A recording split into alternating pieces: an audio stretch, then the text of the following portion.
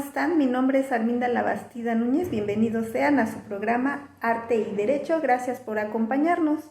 Para quienes nos acompañan por primera vez, quiero comentarles que este es un espacio de análisis y de reflexión del derecho a través de manifestaciones artísticas y culturales. Tendremos invitadas e invitados del ambiente jurídico y artístico. Todo esto y más, no se vaya, quédese con nosotros.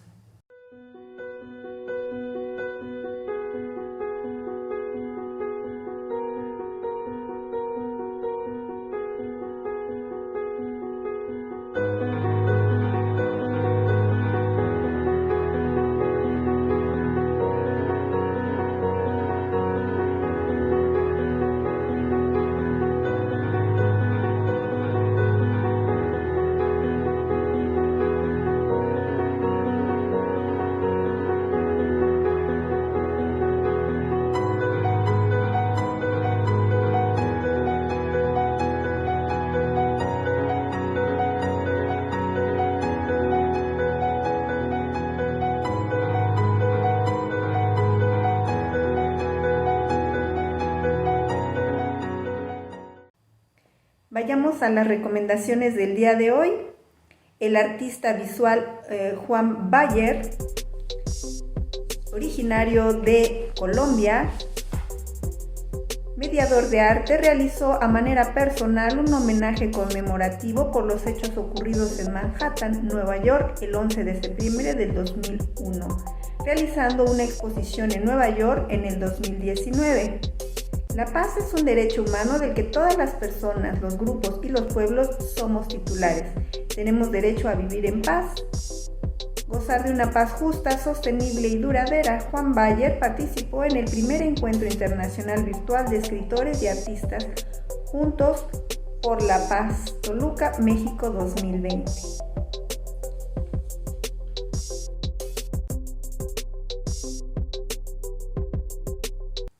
En la recomendación cinematográfica tenemos la película Dark Waters. Veamos.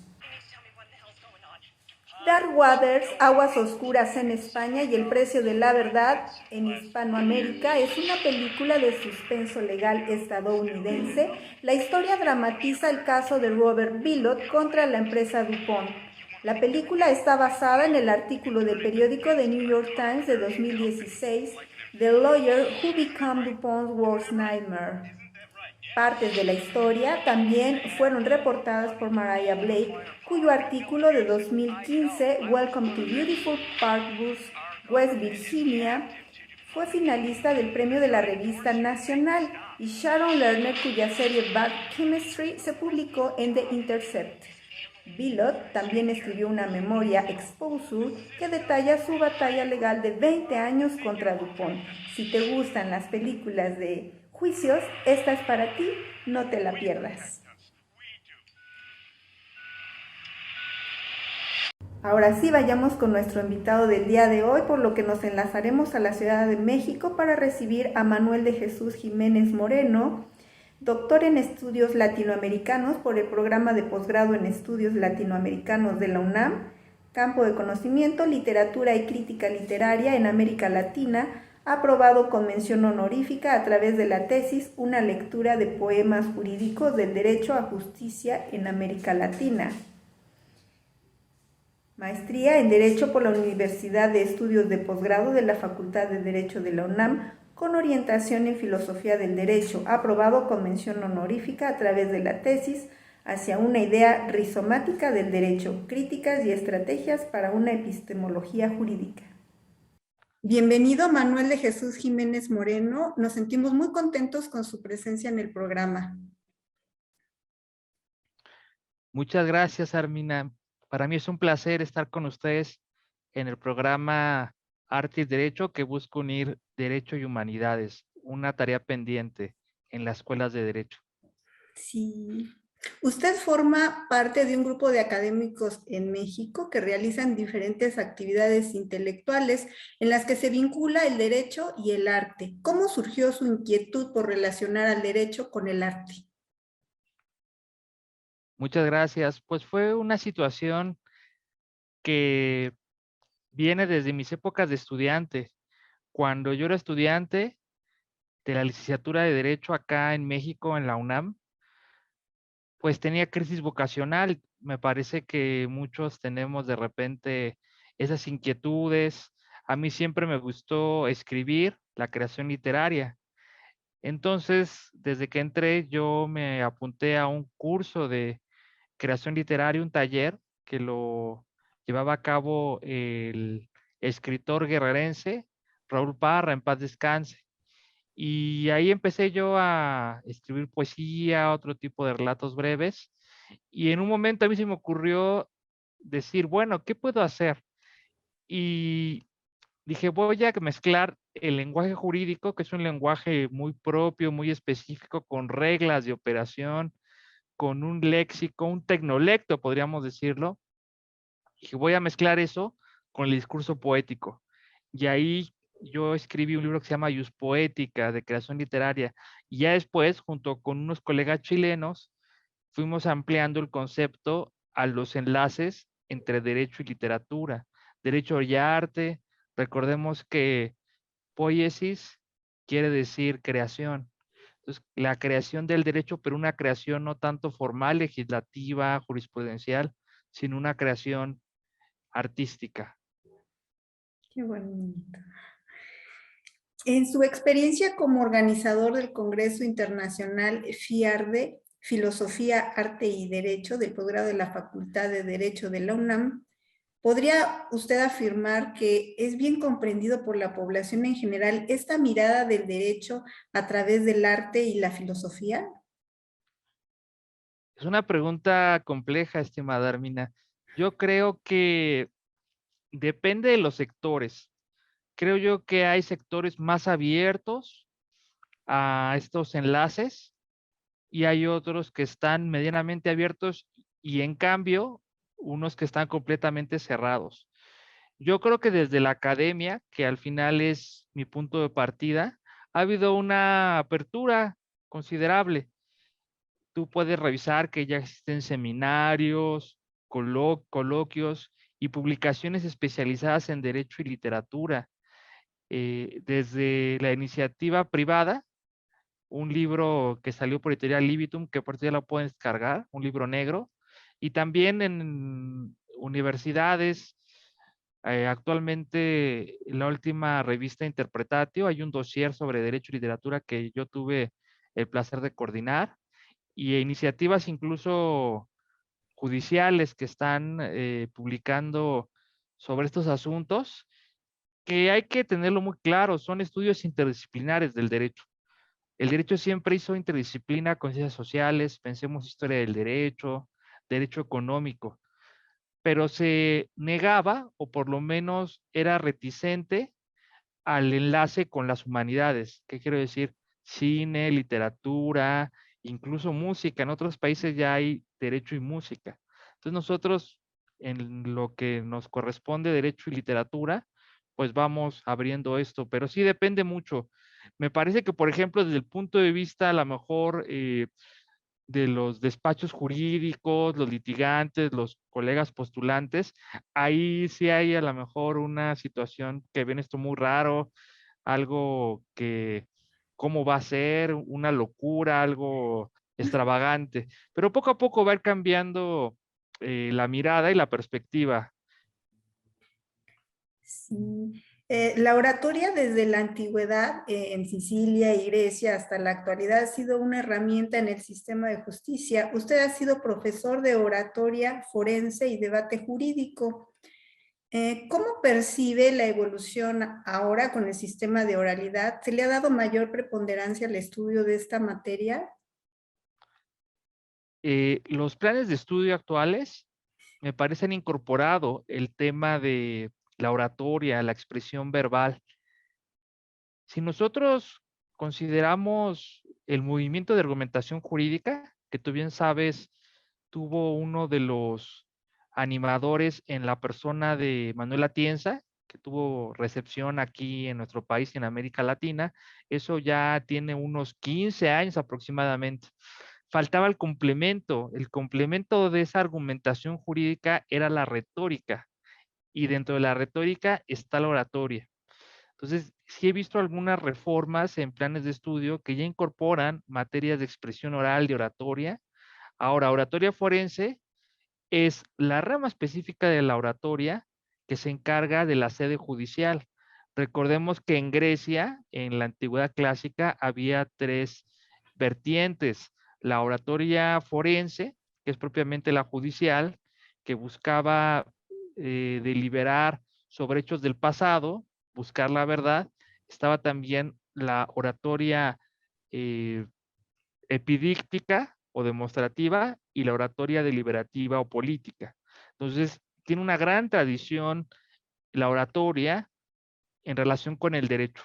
Y por supuesto que es fundamental, tú sabes, con los juicios orales ahora, un abogado que dé unos buenos alegatos de apertura, pues va a persuadir. Y no solamente va a persuadir, también va a convencer y va también a argumentar. Es decir, no está peleado la idea de persuadir con la cuestión de la argumentación lógica formal. Van de la mano. Decía Aristóteles en su famosa retórica que la retórica es la contraestrofa de la lógica o la dialéctica. Entonces hay que verlo así. No están separadas, todo lo contrario, hay que buscar una formación integral. Sí, bueno, es que anteriormente la mayoría de las diligencias que se llevaban en los juicios en México pues eran escritos de manera escrita y digamos que esta parte de la oralidad pues no tenemos la experiencia como en otros países que lo han llevado ya mucho tiempo. Y bueno, creo que de ahí ahora la importancia de darle más relevancia a la cuestión de la oratoria, ¿no? Claro. Sí, yo me parece que la oratoria, retórica son disciplinas que ahora son muy útiles para los nuevos retos de los abogados. Sí. En México, solo 5 de los 32 tribunales de justicia que existen son presididos por una mujer, lo cual es una prueba de que juezas y magistradas viven dentro del Poder Judicial esta postura patriarcal, que aún sigue marcando la poca equidad de género. Usted ha sido coordinador del seminario Feminismo, Derecho y Literatura de la misma casa de estudios. ¿En qué sentido cree que hace falta conocer, divulgar, crear espacios para lograr una evolución benéfica y real para la sociedad? Claro. El seminario que tú comentas, Arminia, es un seminario que hicimos ya hace un tiempo atrás con la doctora Leida Hernández. Ella es una abogada investigadora del CEICH de la UNAM y ella se le ocurrió, ella ha trabajado feminismo y derecho ya durante varias décadas y se le ocurrió hacer un seminario que también vinculara a la literatura. Entonces eran tres variables: derecho, literatura y feminismo. Me parece que es fundamental que nos acerquemos a los estudios de feminismo. Y lo digo en plural porque yo antes decía en singular, pensando que había un solo feminismo, y lo que me vino a dar el estudio justamente con esta profesora Aleida, que ojalá nos escuche, seguramente le interesará mucho, fue el mapa o un abanico amplio donde hay muchas corrientes y perspectivas feministas. Y me parece que incluso nosotros como hombres es importante que nos acerquemos para no caer en reduccionismos, para no caer en descalificativos o en cuestiones que no abonan a el diálogo plural y democrático de las sociedades. Y más esta sociedad mexicana que, como tú sabes, es sumamente violenta con las mujeres, no solamente las primeras manifestaciones, sino ya la manifestación más extrema, que es el feminicidio. Seguimos adoleciendo mucho de eso y eso se ve desde las estructuras de justicia, los operadores de justicia. Entonces, yo creo que en la medida de lo posible, cuando esas estructuras están operadas por sujetos sensibles, tanto mujeres como hombres, el sistema va a ir cambiando. Es deseable, creo yo, que se abra más y que posiciones de mando, posiciones de poder sean ocupadas por mujeres capaces y que tengan esta formación. Yo sí veo que estamos viviendo una transformación a veces no tan rápida, en otros momentos ha sido lenta, pero una transformación al fin que va a ir cambiando la cultura jurídica y una cultura jurídica más abierta a la sensibilidad, más abierta a incorporar no solamente la voz, sino el poder decisorio de las mujeres. Así es, desgraciadamente todavía hay muy pocos espacios políticos o legislativos en este caso que donde la mujer pueda ejercer bueno, esta evolución que todavía siento que no se ha llegado, ¿no? Debido a pues 5 de los 32 tribunales son presididos por una mujer, o sea, eso dice mucho de la posición en la que estamos todavía el día de hoy y bueno, de ahí la importancia de dar a conocer el feminismo, porque muchas personas piensan que el feminismo es solo las manifestaciones o formas de agresión, porque no se conoce a fondo el tema y bueno, creo que sí es muy importante conocer esto que usted comenta de que hay muchas variantes de feminismo, conocer a fondo todo esto, ¿no? Claro, y yo agregaría que hay instituciones que han evolucionado más rápido o que han atendido esta parte de la agenda fundamental, la han incorporado más rápido. Pienso ahorita en la Corte, la Suprema Corte de Justicia, si tú revisas la conformación de los ministros y las ministras, pues ya hay una presencia más importante de ministras, algo que hace 20 años pues era imposible, había una ministra a lo mejor por ahí, ¿no? Y ahora ya está cambiando, ¿no? A lo mejor vamos a llegar a una cuestión de paridad. Vamos a ver cómo va evolucionando esto. Sí. Bueno, en otro orden de ideas, ¿cuál es su película preferida? Ay, está muy difícil esa pregunta. Tengo varias películas favoritas, pero yo creo que una que acabo de ver que me gustó mucho es una que se llama Yesterday, no sé si la han visto, que trata sobre un músico eh, más o menos fracasado que vive en un entorno en Inglaterra y hay un apagón completo en el mundo. Y después de ese apagón, él se da cuenta que hay cosas que se han borrado de la historia de la humanidad. Entre esas, los Beatles, pero él recuerda las canciones. Y de lo que trata la historia es que él toma esas canciones como suyas y se hace famoso con ellas. Entonces también tiene que ver con cuestiones éticas, no tanto jurídicas, pero se me hizo una buena película, yo la recomiendo ahora. Si me preguntas sobre derecho y cine, pues hay varias películas importantes.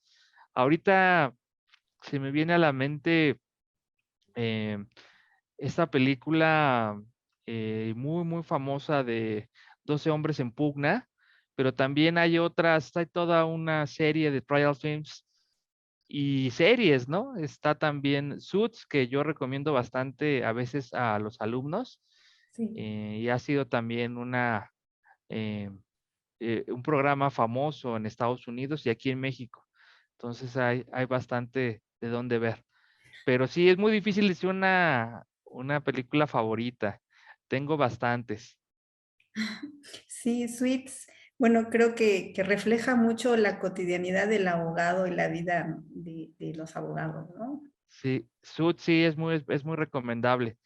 Otra también que recomiendo ya que ahorita estoy haciendo memoria, hay una que se llama, es de ciencia ficción, se llama Arrival, creo que en español le pusieron La Llegada.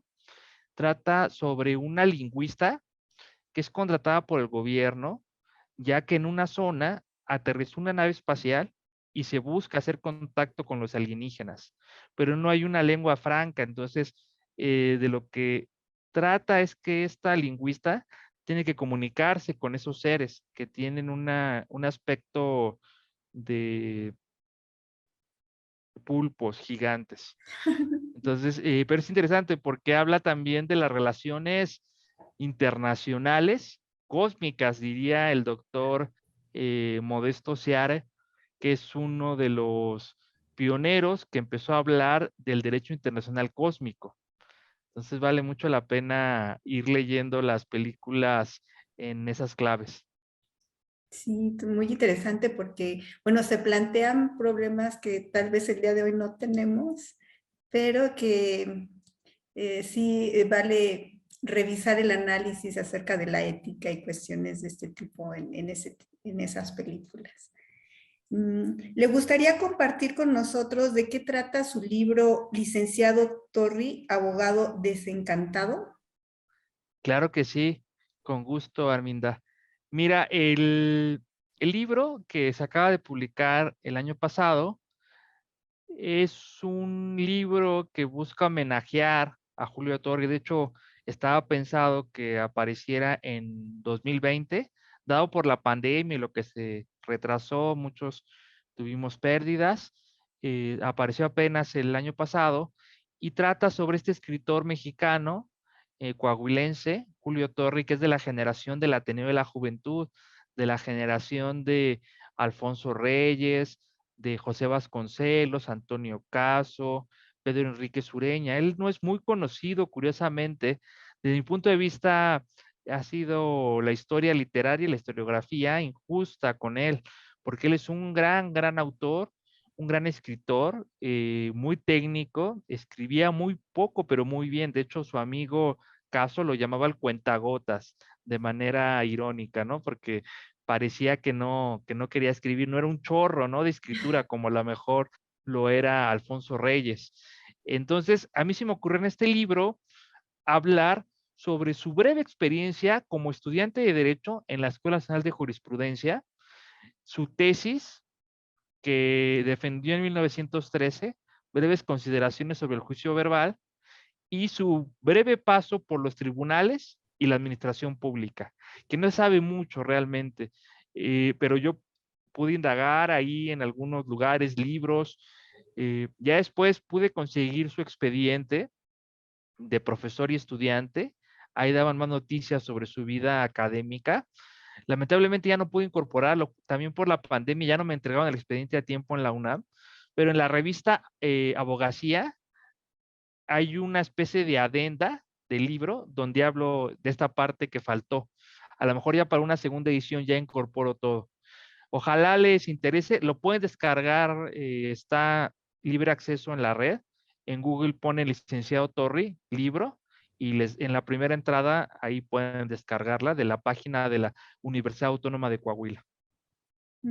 Qué interesante. ¿Este libro lo recomendaría usted como para los alumnos de la Facultad de Derecho?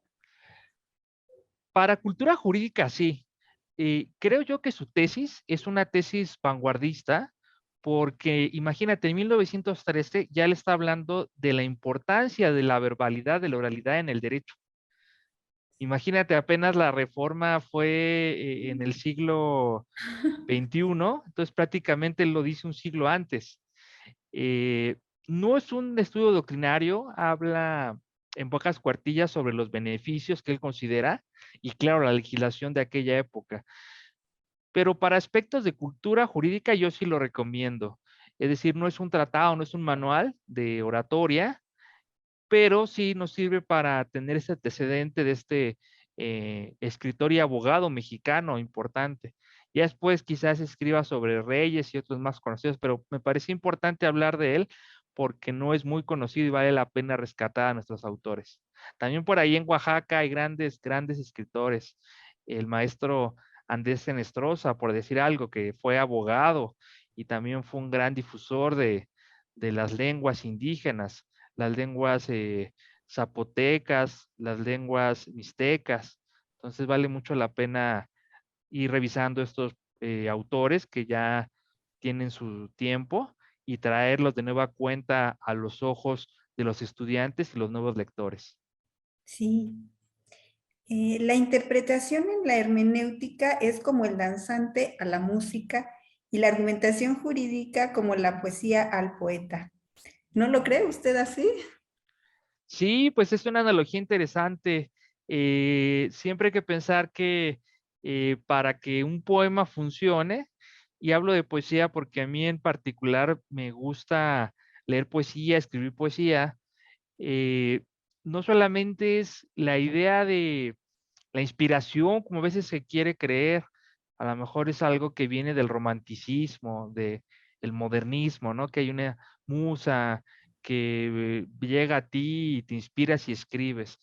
Hay lo que llamaba también Alfonso Reyes y otros, mucha hora nalga, ¿no? De sentarte, escribir y también atendiendo a una referencia del propio Reyes, escribir con la punta del lápiz, pero también escribir con la goma, entonces escribe con las dos cosas. Y me parece que muchos de los grandes poemas son porque hay un oficio de poeta, y así también en el derecho y en la oratoria. Los grandes discursos son por la formación de un gran orador. Un gran orador no solamente es alguien que tiene facilidad de palabra, que tiene o que ha ejercitado el arte de la elocuencia, también es alguien que sabe escuchar, que es paciente. Y eso te lo enseña, sí, los libros, pero también la vida. Entonces, me parecen sus analogías interesantes. Siempre hay que considerar el sujeto que hace las cosas, los hacedores del arte, los hacedores de las ciencias. Y eso es algo que no debemos dejar a un lado. Y bueno, usted ha sido creador de varios libros y además de blog, participa en blogs y todo eso, entonces tiene un aspecto creativo impresionante.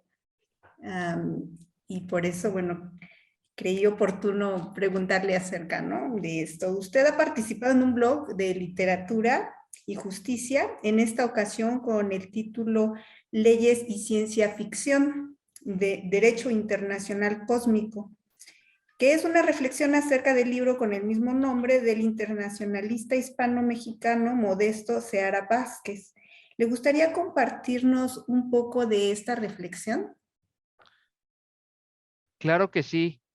Ese libro de Modesto Seara, el que comentaba hace unos momentos, me gustaría también contextualizar a los personas que nos están viendo del otro lado, a las audiencias, sobre este blog, Literatura y Justicia. Es un blog que tiene ya más de un año, es más o menos de reciente creación, justo en estos ambientes pandémicos que de repente estábamos incrustados en la casa y nos ocurrió hacer este blog al lado de tres colegas, el doctor José Ramón Narváez, que recomiendo mucho que esté en este programa, no sé si ya estuvo a lo mejor, y la maestra ya casi doctora Nidia Morín.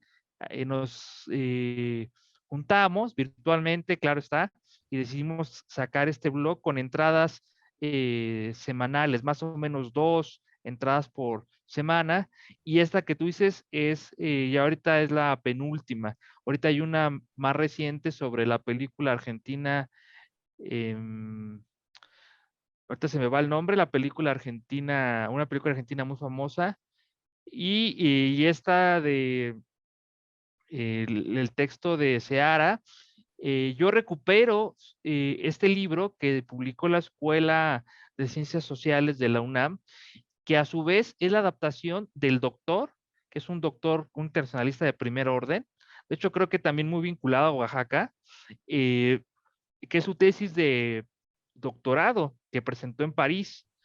Y él lo que hace es tratar de esbozar un marco jurídico de los objetos estelares, es decir, si alguien se puede apropiar o no de la Luna, por poner un ejemplo, un caso concreto, el espacio que está fuera de la Tierra, ¿a quién pertenece? Ese objeto de apropiación es una cuestión de tierra que puede ser colonizada o no, y plantea en un momento, de manera muy escueta, las posibles relaciones con los seres espaciales, es decir, los alienígenas. Y la entrada habla en específico de eso, que es lo que se conoce eh, desde el esoterismo hasta incluso desde las pseudociencias como la exopolítica. También podríamos seguir eso y hablar de un exoderecho, ¿no? ¿Cómo podríamos hablar con seres alienígenas para ponernos de acuerdo y establecer ciertas reglas básicas, ¿no? de convivencia, si ese caso se diera. Entonces, él ya plantea estas hipótesis que pueden parecer alocadas, pero que a lo mejor en un momento suceden. No hay que considerar que esto es ciencia ficción. Mucho de la ciencia ficción del siglo XIX ahora es plena realidad. Entonces, vale mucho la pena considerar esto, más allá de la entrada.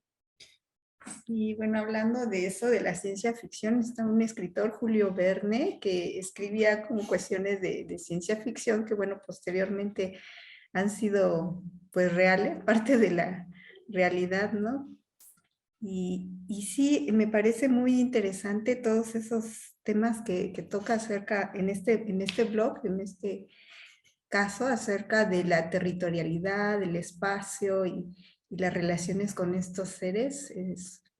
Pareciera que no tiene relevancia, pero la tiene y justamente el analizar todos estos temas es parte de este blog, el analizar cuestiones que se plantean en el arte, pero que también forman parte de la vida, de la cotidianidad o de problemas jurídicos y está muy bonito, me gusta mucho su blog.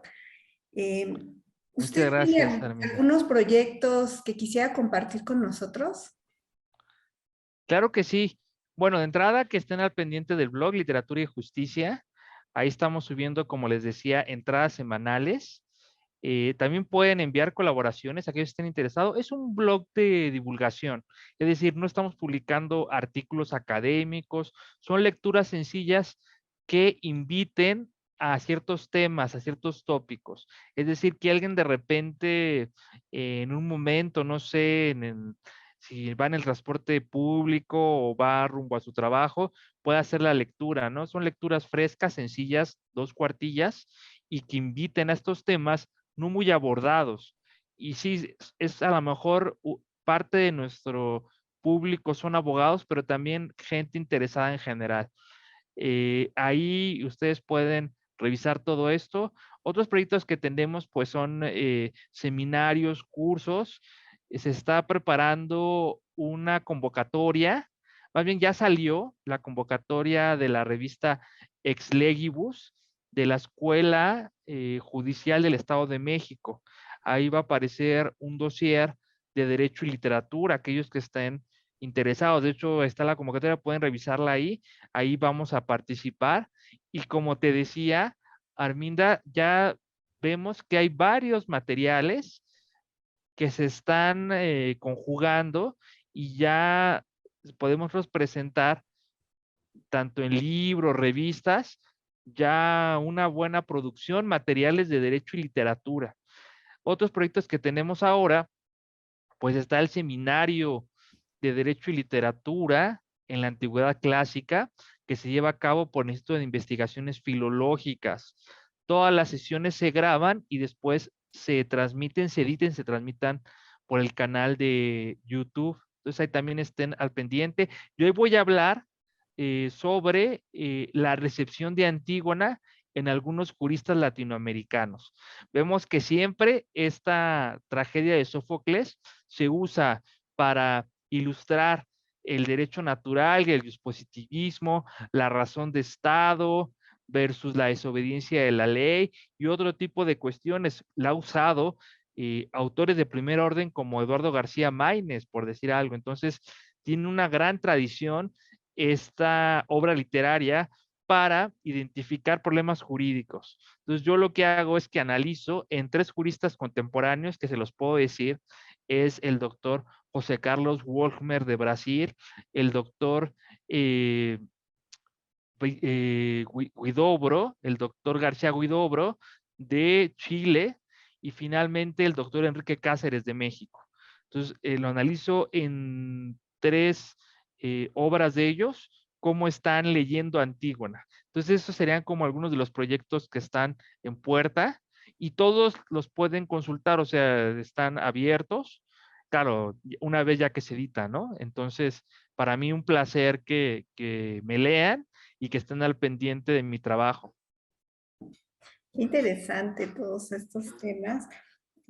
Pues Es breve el tiempo, me encantaría seguir platicando, pero ojalá en otra ocasión también pueda volver a acompañarnos para seguir conversando. Quiero agradecerle su presencia en el programa. También quiero agradecerle por todo lo que realiza en el ámbito académico, filosófico, del arte y del derecho, así como su presencia en este programa.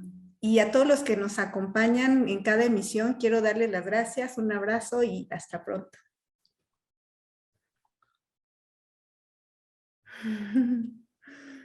Muchas gracias. No, a ti, Arminda, creo que estuvo muy bien, fluyó excelente, ¿no? Sí, creo que sí. Sí, no, yo te agradezco mucho y estoy al pendiente de ya el programa cuando salga. Sí he visto los flyers de arte y derecho y he visto que has invitado a varias personas. Creo que ya invitaste a José Ramón, ¿verdad? Sí, sí, ya. Sí, sí, sí. No. Entonces, por eso dije, creo que ya lo invitó. Entonces, yo estoy encantado. Si después me vuelves a invitar, yo con gusto estoy al pendiente y te agradezco mucho, en verdad. Y Pues ojalá que un día de estos vayamos para allá a Oaxaca y podamos conocernos. claro que sí. Pues muchas gracias. Entonces yo te envío el enlace de la promoción y del programa para que lo puedas ver o lo puedas compartir.